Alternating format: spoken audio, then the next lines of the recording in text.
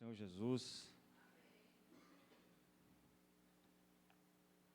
Então, nosso tema é: vamos permanecer firmes. Eu já convido você a gente vai ler não só o versículo 28, mas vamos ler os dois versículos anteriores ao 28. Vamos ler o 26, o 27 e o 28, né?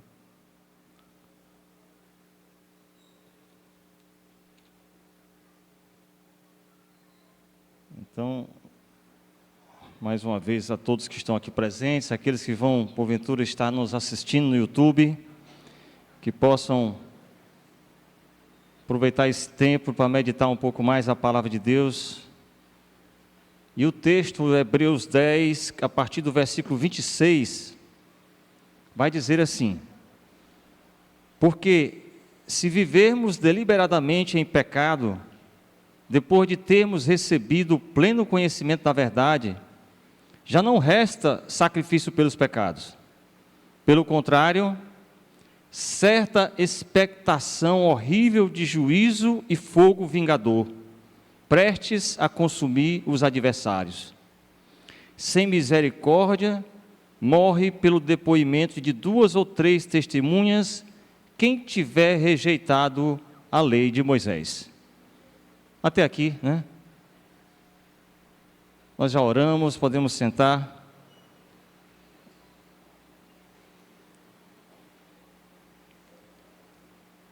Hoje nós vamos meditar esse tema, esse subtema, né? Vamos permanecer firmes. Mas, quando a gente faz a leitura desses versículos, a gente percebe que esse texto, ele fala, na verdade, do pecado voluntário, né?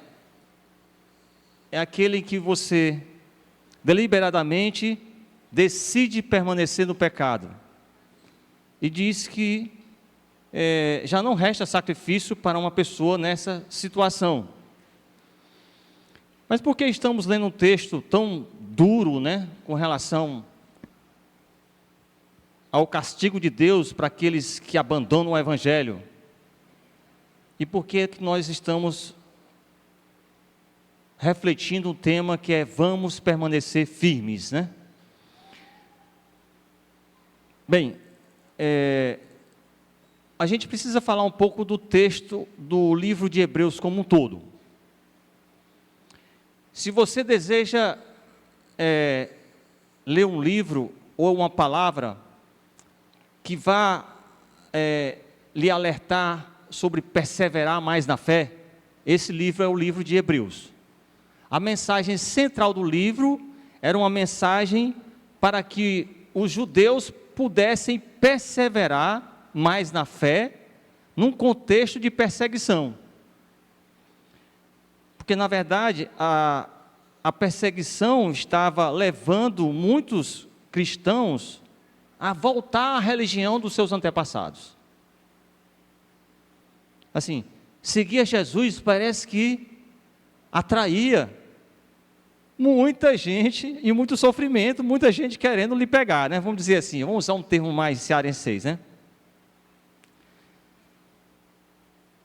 Mas ela foi escrita como um grande sermão, o livro dos Hebreus, para aqueles que corriam o risco de abandonar a sua fé.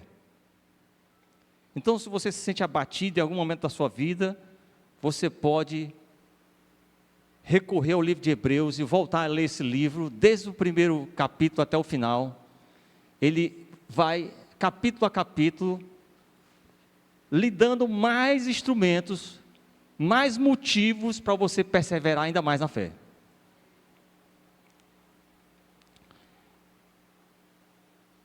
E é nesse livro também que mostra, digamos, a revelação mais completa de Deus, que é Jesus, o Filho de Deus, que é superior aos profetas, que é superior aos anjos, que é superior a Moisés e a Josué. E ele é o eterno sumo sacerdote que ofereceu-se a si mesmo, né, como sacrifício perfeito a Deus, a fim de tirar os pecados da humanidade. esse verso 28, né, ele meio que é um ponto culminante da trajetória daquele que vai se desviando da fé. O caminho de desviar-se da fé pode levar você a uma situação tal que não resta mais nada a ser feito pela sua vida, a não ser você alimentar ainda mais um sentimento de juízo que vem da parte de Deus.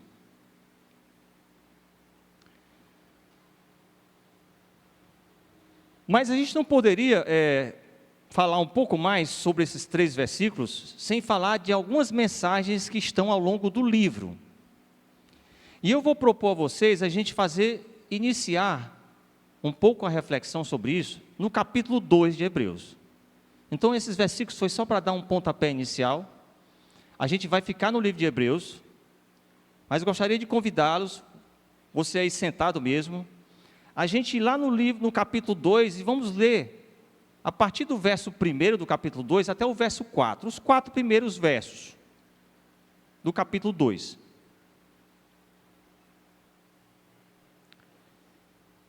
Que começa dizendo assim: por esta razão, importa que nos apeguemos com mais firmeza às verdades ouvidas, para que delas jamais nos desviemos. Se, pois, se tornou firme a palavra falada por meio de anjos, e toda transgressão ou obediência recebeu justo castigo, como escaparemos nós, se negligenciarmos tão grande salvação,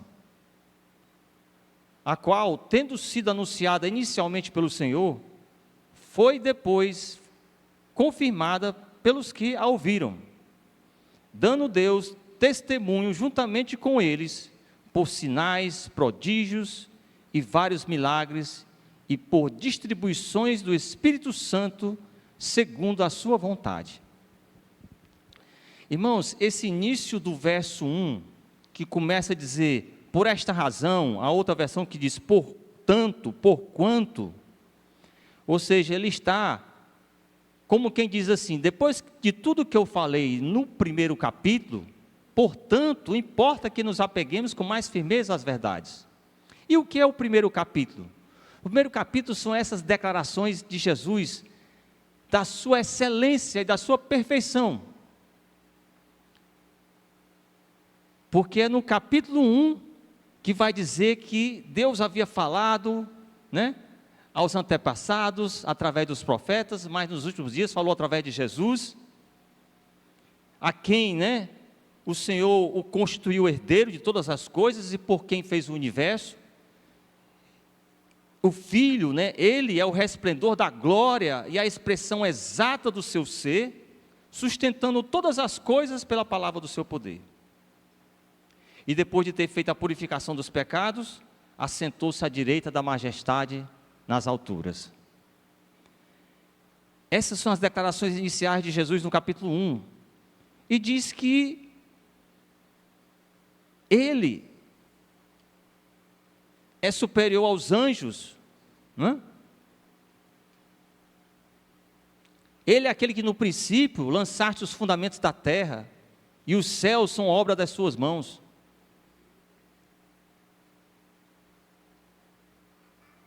Nem aos anjos, porventura, foi dita a expressão, assenta-te à minha direita, até que eu ponha os teus inimigos por estrada dos meus pés. Essa declaração se refere a Jesus Cristo. Ou seja, aquele que trouxe a verdade e trouxe a salvação, era o próprio Deus perfeito, Ele mesmo trouxe a mensagem. E é por causa disso que a gente deve se apegar ainda com mais firmeza a essas verdades. Então, o capítulo vai falar para que a gente use todas as nossas forças, sempre, para guardar as verdades de Deus. Aqui já está falando de caminhos que nos levam à firmeza de fé, a firmeza na palavra, a firmeza de que estamos trilhando os caminhos de Jesus, né? É se apegar às suas verdades. dar mais atenção a essas descobertas que a palavra nos traz, essas orientações do Evangelho, e meditar nelas diuturnamente. E não só isso, combinar a nossa fé com elas. De vez em quando a gente está combinando a fé com elas, sabe? Quando a gente combina 2 ingredientes em casa, sabe? Quando a gente banana com aveia, está fazendo isso, combinando a nossa fé com orientações adicionais que temos recebido diariamente de Deus.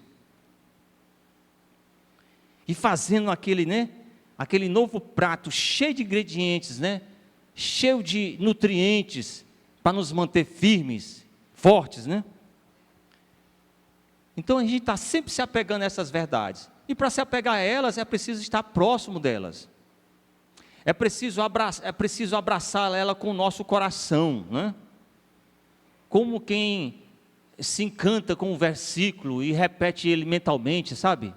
Enquanto está em casa fazendo o que quer que seja. Você tem aquele versículo da palavra que você quer repetir. Como quem quer, sabe? Colocar ele no coração de muitas maneiras, sabe? Como quem vai fazendo um novelo, sabe? Enrolando ele no coração. E outra coisa, é preciso retê-los com a nossa memória. A nossa memória, irmão, sabia que ela vai se degradando ao longo do tempo. De vez em quando a gente esquece umas palavras, De vez em quando a gente esquece o nome das pessoas. Como é o nome do irmão? Esqueci, rapaz, agora. O irmão faz 10 anos que eu estou com ele aqui, hoje eu esqueci o nome dele.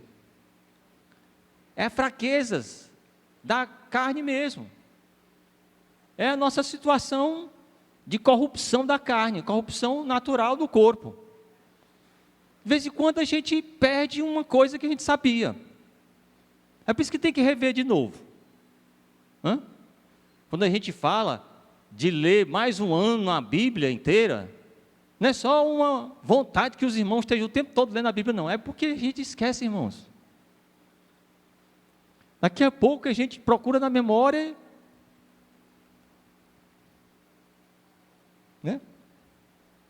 Onde é que está aquele versículo que diz, perseguir a paz com todos, E buscar ser santo, porque sem santidade ninguém verá Deus, Faz tempo que eu não vejo alguém falar esse versículo. Eu disse, rapaz, onde é que está esse versículo na Bíblia, Deixar vocês pensando aí. Então é preciso retê-las na memória. E finalmente a gente precisa fazer o quê? Regular essas palavras todas com as atitudes que nós realizamos e fazemos todos os dias. Onde é que as atitudes estão confirmando tudo o que eu tenho aprendido? Ou não? Se a atitude não confirma o que eu aprendi, então eu tenho que recomeçar minhas atitudes, recomeçar de novo aqui. Não estou fazendo igual o que a palavra me tinha falado. E fica mais difícil de saber se as atitudes se confirmam, se a gente já está perdendo a palavra. A gente já está se distanciando dela.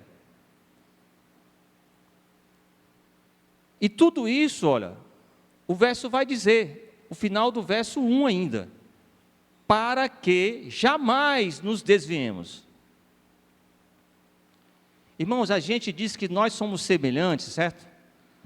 A um vaso, desses vasos de plantas, que são furados embaixo, Tem uns vasos que você tem em casa, que são furados. Você põe água ali para molhar a terra, mas você sabe que um pouco da água já sai por baixo, Ou seja, aquilo que a gente costuma aprender, vai meio quando se esvaindo, naturalmente. Nem tudo fica, não. Aí no outro dia tem que botar água de novo, vai se esvair uma parte de novo, mas vai ficar uma parte. Então a gente é como um vaso assim, é furado, ele não retém tudo que é colocado nele, ele vaza. Por que ele vaza? Porque é próprio da natureza humana, a natureza está se degradando, ela já tem furos já. E ela vaza por várias razões. Porque ela está se degradando, como eu falei, por conta da inimizade da carne. Imagina que a palavra diz que a nossa carne é inimiga de Deus. Ela mesma vai querer esquecer umas coisas. A gente é que tem que estar fazendo a conexão dos neurônios, lendo de novo e parando assim para saber se está na memória novamente.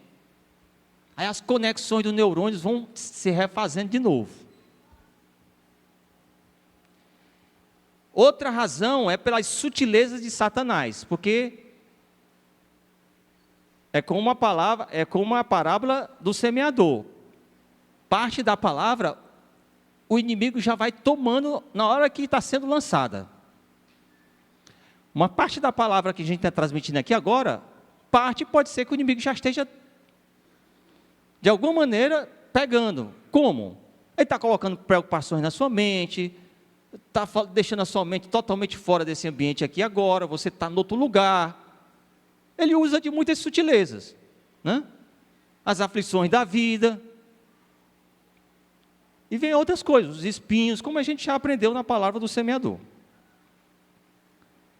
E ainda tem mais, e tem os embaraços e as armadilhas do mundo. Elas também ajudam a que esse vaso, ele tenha mais vazamentos ainda sobre aquilo que a gente é capaz de reter. Então a gente tem que estar retendo sempre, né? A gente tem que ter mais fome de Deus, mais fome do Filho amado, né? Mais fome da sua palavra. E o texto vai dizer mais. Ele vai dizer que, quando ele fala que a palavra do Antigo Testamento foi falada por meio de anjos, porque de fato isso aconteceu, né? Parte do Antigo Testamento, da mensagem que Moisés escreveu. E se aqueles que desobedeceram tiveram justo castigo, como escaparemos nós se negligenciarmos tão grande salvação? Aqui está falando de um castigo, certo? Pelo fato de que, uma vez tendo recebido a salvação de Deus, a gente negligenciou, né? A palavra só está dizendo que Deus é justo. Isso acontecerá. Deus trará justiça.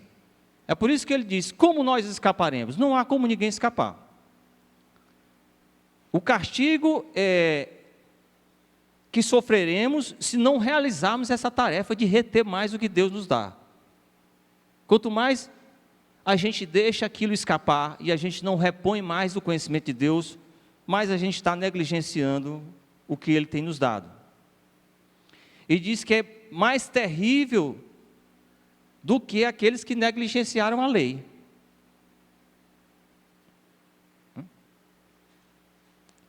Porque essa mensagem agora, ela foi trazida pelo próprio Senhor, o Filho perfeito. Aquele que era excelente, né? Que era justo, que era santo. A palavra veio dele, não havia pecado nele, naquele que transmitia a palavra. Por causa disso, é que muitos teólogos dizem que a nossa condição ainda é mais séria do que aqueles que desobedeceram a lei de Moisés. Se os homens brincam com a lei de Deus não vai brincar com eles. Diz que a lei, ela enquadrou pecadores de épocas anteriores e vai enquadrar os pecadores de todas as épocas. Deus não permitirá que o desprezo por ela, pela palavra, a transgressão da palavra passam impunes. Mas diz que de tempos em tempos ele acerta conta com os transgressores. Diz que o castigo de Deus, ele não é mais do que o pecado merece. Diz que os castigos de Deus são tão justos e tão adequados ao pecado, assim como a recompensa o é pela obediência.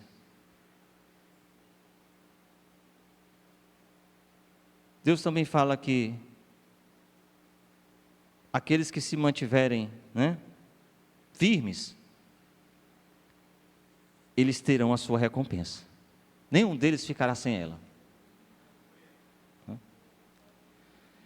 E esse texto vai falar disso, né? Olha, essa palavra que ele disse que a gente não pode negligenciar, ela foi inicialmente anunciada pelo Senhor. É o versículo 3 aí que nós lemos.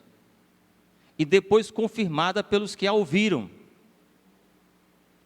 E dando Deus testemunhos com sinais, prodígios, vários milagres e distribuições do Espírito Santo. A partir do verso 5 desse capítulo em diante,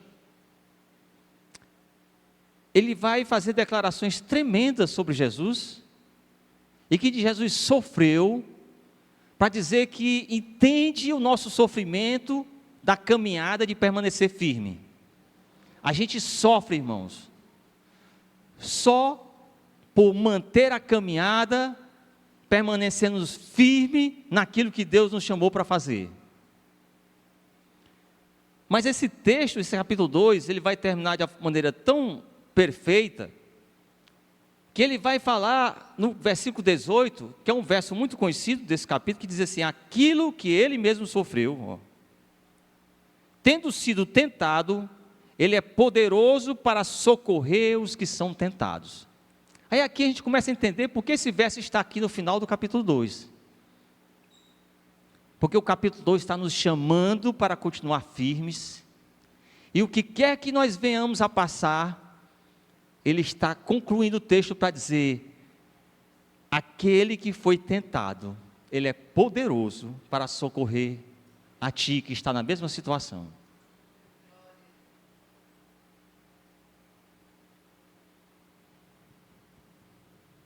Ele mesmo esteve doente dessa enfermidade. Não era uma enfermidade de pecado, mas da tentação e dos problemas da alma. Então ele sabe exatamente como nos socorrer.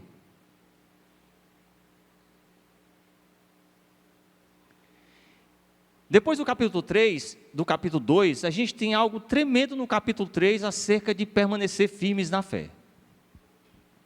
E eu vou convidá-los a gente ler 2 versículos, que é o 12 e o 13, do capítulo 3.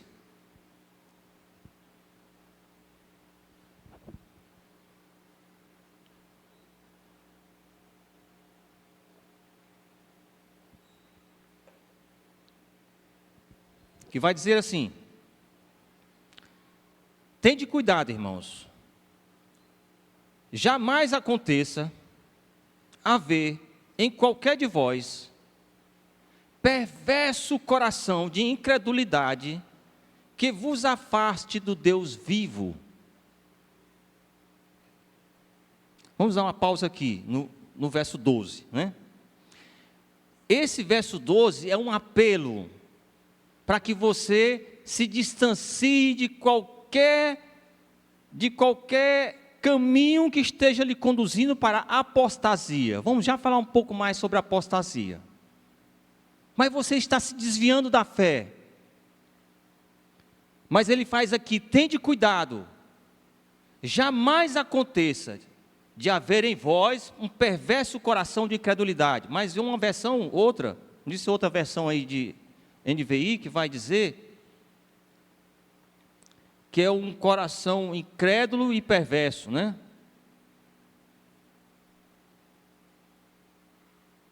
Ou seja, é como se a sua comunhão já demonstra desconfiança com Deus. A sua relação com Deus é de desconfiança. Já meio que tem dúvida do que Deus pode fazer, pode até duvidar se Ele existe. Essa atitude de desconfiança é um grande passo, é um passo perigosíssimo, e não demorará a que o abandonemos. É a desconfiança. É uma atitude de incredulidade. Não acredita mais no que Deus pode fazer na sua vida, na caminhada de transformação diária, na caminhada de permanecer firme.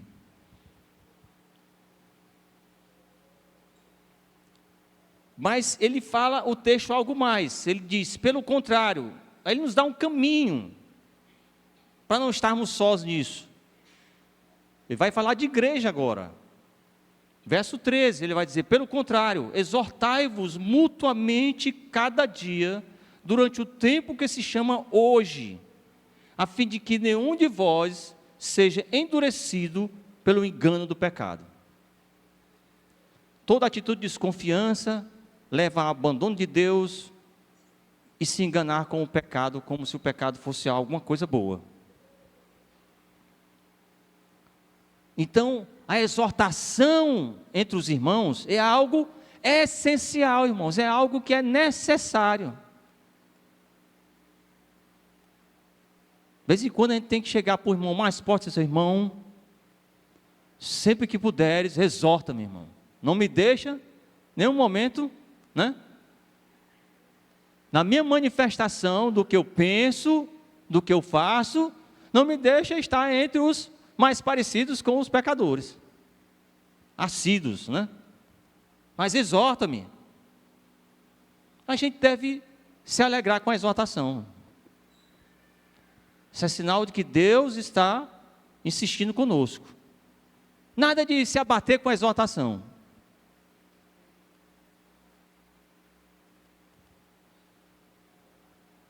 Se a gente, porventura, desconfiar de que o irmão está errado na exortação, a gente tem no mínimo orar a Deus: Senhor, tu permitisse que o irmão dissesse isso comigo, né? Eu acho que ele não está certo, né? Tem que já começar a chorar diante de Deus.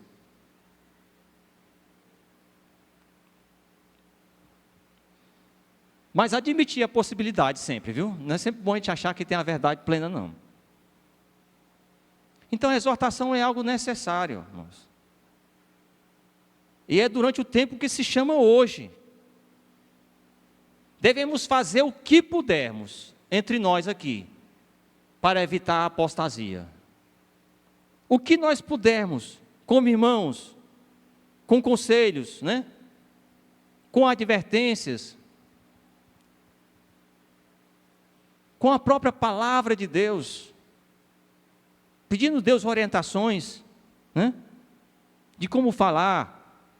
Dá-nos, Senhor Deus, uma palavra temperada com sal, lembra-se? Uma palavra temperada com sal, para que ela se conserve, né?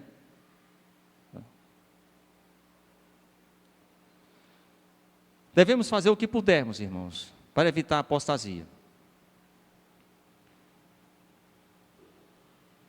E aí a gente deve se apegar a essas palavras, e a comunhão entre os irmãos. E olhe que o capítulo 4 vai falar tremendamente da palavra de Deus, como ela é importante na nossa vida, como a leitura da palavra não é só uma leitura com a intenção de guardá-la na memória, embora isso tenha uma função assim, espiritual, maior do que a gente possa imaginar, mas a palavra ela tem poder, ela mesma em si. O verso 12, que é um verso conhecidíssimo do capítulo 4, diz que a palavra de Deus é viva e eficaz, irmãos. Ela é mais cortante do que a espada de dois gumes. Ela penetra até o ponto de dividir a alma, o espírito, juntas e medulas. Na leitura da palavra, ela é capaz de entrar num lugar mais íntimo do nosso coração e revelar a nós coisas que a gente nem sabia. A leitura da palavra é capaz de nos dar esse discernimento. Então não negligenciemos a leitura da palavra e a reflexão da palavra de Deus. Ela é apta para discernir pensamentos e propósitos do coração. É como se o coração tivesse tanta autonomia, que ele como se fosse uma outra pessoa dentro de nós, né? Que a gente nem sabe o que ele está pensando, aí de repente a palavra revela. Rapaz, a palavra acabou de revelar o que o meu coração estava pensando, estava querendo. E eu acabei de saber aqui, agora vou, né? É isso. Essa palavra, o texto vem falar, ela está aqui, gente, para a nossa firmeza de vida com o Senhor Jesus, né? Esse é o capítulo 4. O capítulo 6 vai falar tremendamente sobre o serviço na fé. O serviço, ele tem um papel fundamental na nossa firmeza. nós falamos de guardar as verdades de Deus, nós falamos, né, do capítulo 3, que é justamente a questão da incredulidade, o cuidado com ela, e o quanto bom é a exortação. E agora vamos falar do serviço. Falamos da palavra, e o serviço, no capítulo 6 e no verso 10.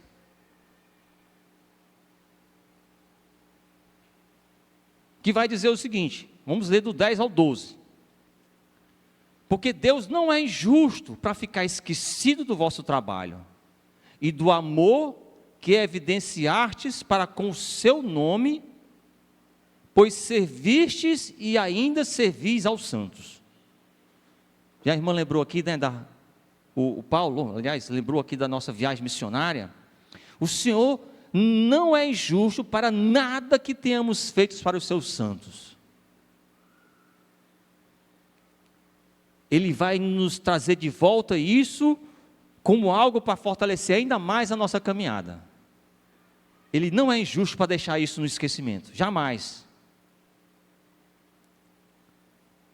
Desejamos, porém, verso 11, continue cada um de vós mostrando até o fim a mesma diligência para a plena certeza da esperança.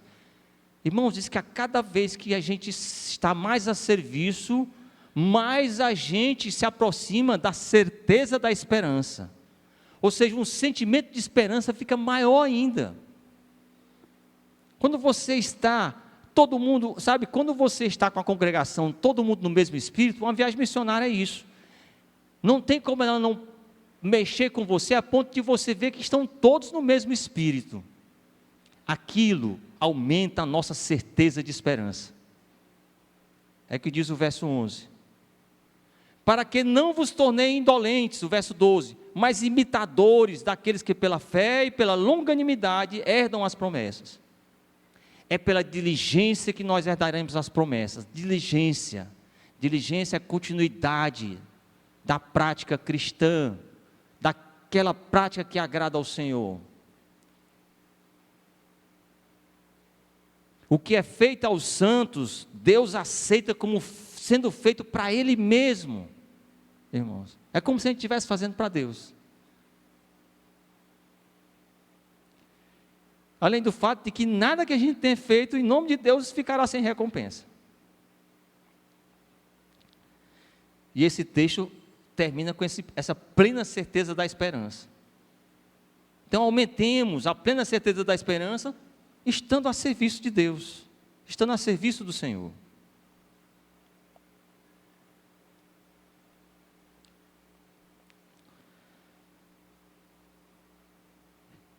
E chegamos aqui ao capítulo 10, de onde nós começamos. Tem muitas coisas boas no livro de Hebreus, irmãos, mas o tempo é curto. A gente tem... O capítulo 9 é tremendo, vamos vontade da gente ficar no capítulo 9 um bom tempo aqui. Falar que a gente não... A gente não perseverou, assim, o suficiente ainda, né? A ponto da gente ter derramado o próprio sangue, né? Você quer saber se você já perseverou bastante? Diz o capítulo 9. Mas se você não derramou o seu próprio sangue ainda nessa caminhada, então ainda tem muito terreno para caminhar ainda, né? Mas vamos pular o capítulo 9. Nós vamos para o capítulo 10, de onde nós começamos. E o capítulo 10 vai falar desse pecado voluntário. O pecado voluntário é justamente aquela situação em que a pessoa, ela deliberadamente apostatou da fé. É quando a apostasia acontece. O que é a apostasia? É uma resolução completa e determinada de rejeitar a Cristo. Você tomou uma resolução completa, determinada, de não só desprezar, mas rejeitar a Cristo, o seu Salvador. Quando eu digo rejeitar a Cristo, tendo antes já confessado a Cristo. Isso é que é apostasia. Porque aquele que não conhece a Cristo ainda, ele não é um apóstata, ele já é uma pessoa que está no mundo. O apóstolo é aquele que uma vez confessou a Jesus, ele o abandona. Mas o abandona de uma maneira deliberada. Depois de ter reconhecido, de professar essa fé cristã, você toma uma decisão obstinada e mal intencionada, inclusive. É isso que a apostasia diz, que não há sacrifícios para esses pecados. Não existem mais sacrifícios para essa situação. É um texto duro, é um texto que nos assusta, mas é uma palavra que precisa ser compartilhada entre nós, né? Porque todas as vezes em que nos abatemos, nós podemos estar começando a trilhar esse caminho.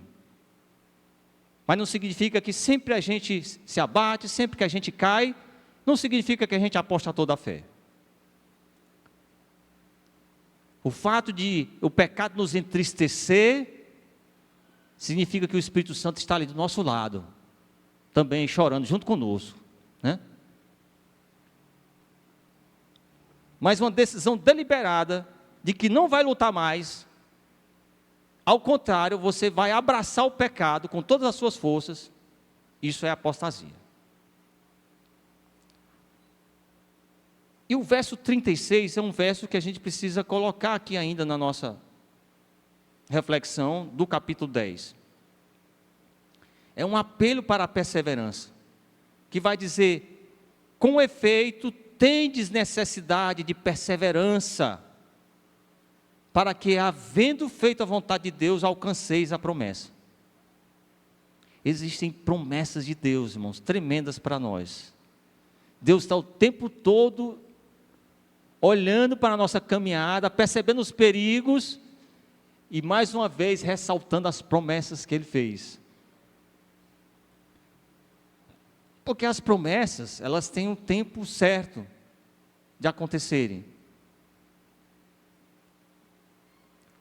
Elas não serão antecipadas, porque nós estamos deliberadamente caminhando em direção ao pecado. Mas o Senhor nos convida, nos chama a perseverar. A dizer: filho, vem, continua aqui. Sabe a peça teatral que a gente viu aqui, viu lá? É Deus estendendo a mão, né? Estendendo a mão, chamando a gente pela perseverança na caminhada. E é só estender a mão, e é só a nossa intenção de chegar perto, é capaz dos inimigos já caírem por terra ao nosso lado. Já estão caindo, né? Só a intenção de: Senhor, eu quero, Senhor, estar contigo. Eu não quero estar aqui preso a essas coisas. E as coisas já começam a cair. Nossa intenção de perseverar.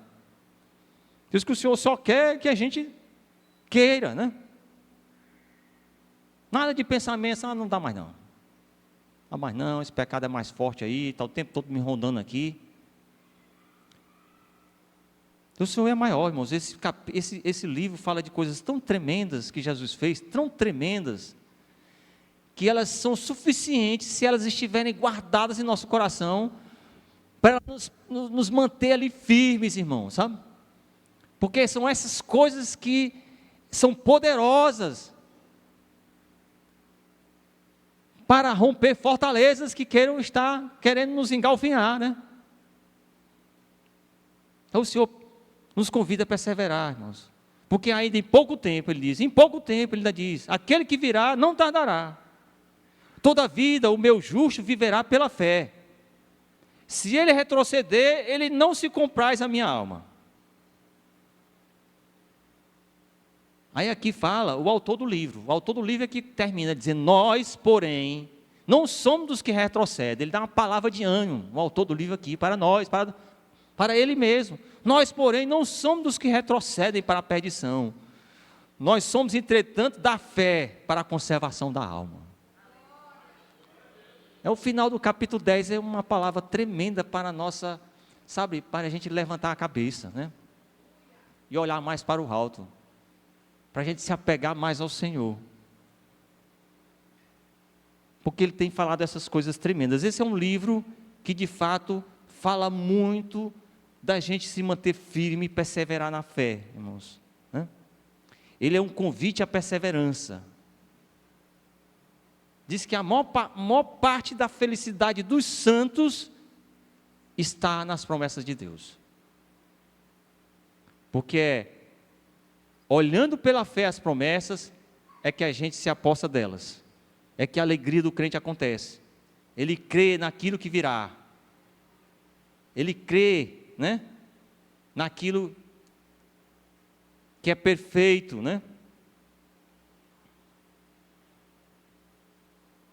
E o texto que eu li, né, sobre a exortação à paz e à pureza, é o versículo 14 do capítulo 12, né?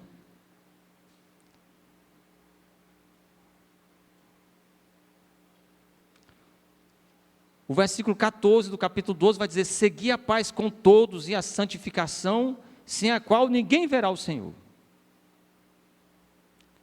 Atentando diligentemente, porque ninguém seja faltoso, separando-se da graça de Deus, nem haja alguma raiz de amargura que brotando vos perturbe, e por meio dela muitos sejam contaminados. Nem haja algum impuro ou profano, como foi Esaú, o qual por um repasto vendeu o seu direito de progenitura.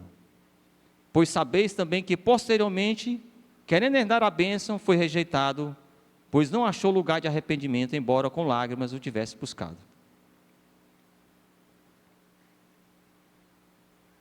Esse livro inteiro nos exorta a não sair da presença do Senhor. Em nenhuma situação, em nenhuma hipótese, a gente se contentar com menos do que estar na presença do Senhor.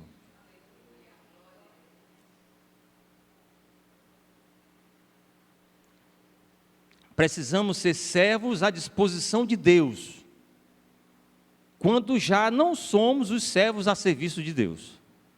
Esse é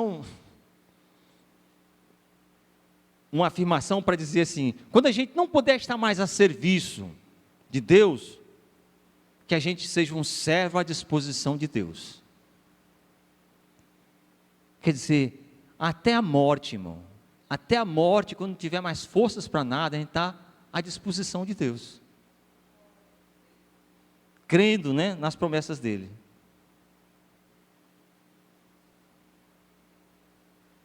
Vamos ficar de pé. Tem mais coisas, mas é importante que a gente aproveite o mel que o Senhor nos deu. E diz a palavra: se achaste mel, come o que basta, né? Devemos aproveitar para ler um pouco mais o livro inteiro de Hebreus. Você pode ler numa noite só esse livro. Você pode ler em 2 dias, em 3 dias.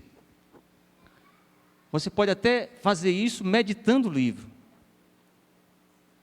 Há coisas preciosíssimas nesse livro.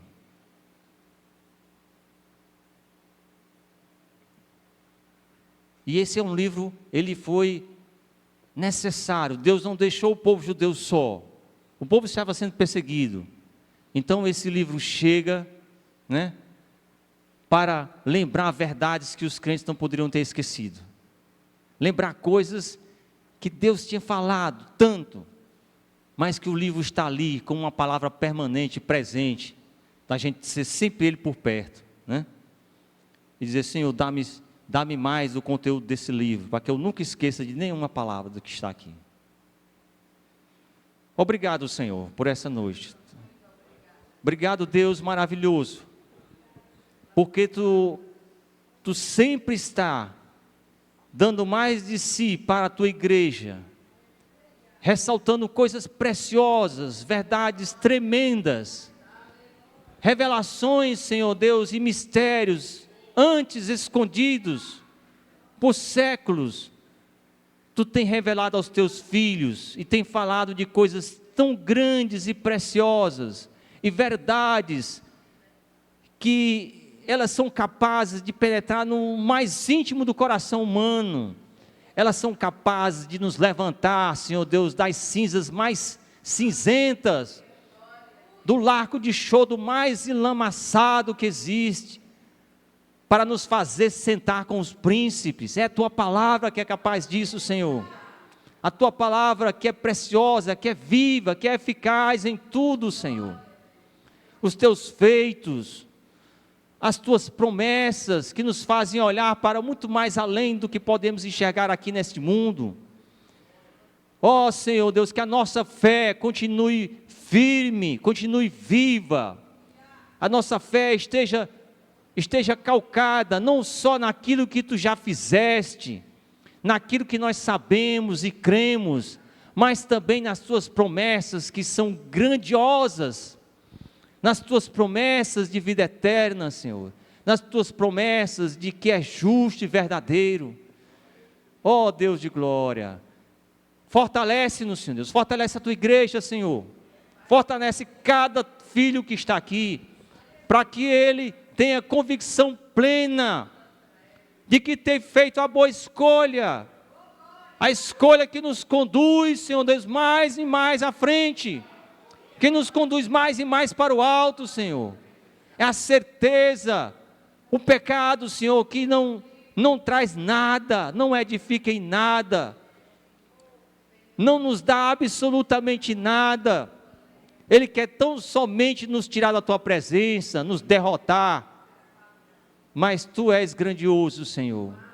Nós somos gratos a ti por esta palavra, nós somos gratos a ti por esta noite, nós somos gratos a ti por esse momento. Nos ajuda, Senhor Deus, porque a fortaleza vem de ti, Senhor, a vitória vem do alto. Dá-nos, Senhor Deus, a oportunidade de guardar mais a tua palavra, de retê-la em nossos corações, de praticá-la em nossos atos diários, que possamos estar olhando como quem olha, Senhor Deus, quem olha o diário que passou, como é que eu fui, como é que eu estive, como eu estou diante de ti, Senhor, que possamos tão somente nos examinar continuamente, nos ajuda a não olhar tanto para o outro, mas para nós mesmos, Senhor. Nos ajuda a ser mais severos conosco mesmo, mais severos, Senhor, para que não caiamos nas ciladas do inimigo, nas armadilhas desse mundo, nas sutilezas da vida. Oh Deus maravilhoso, eu sou muito grato a Ti. Dá-nos alegria pelo serviço, Senhor, pela comunhão. Dá-nos alegria, Senhor, por termos mais e mais aprendido de Ti, através dos irmãos, através da manifestação de cada um, Senhor, da advertência, daquilo, Senhor, que nos corrige, daquilo que nos aperfeiçoa, Senhor, porque é a comunhão dos santos que nos aproxima mais de Ti. Oh Deus, abençoa a Tua igreja, Senhor, mais e mais, abençoa os Teus filhos, e nos faz caminhar contigo sempre, Senhor, para a graça e para o louvor do Teu nome. Assim eu já te agradeço, Senhor, no nome santo de Jesus, para a glória de Jesus. Amém. Graças a Deus.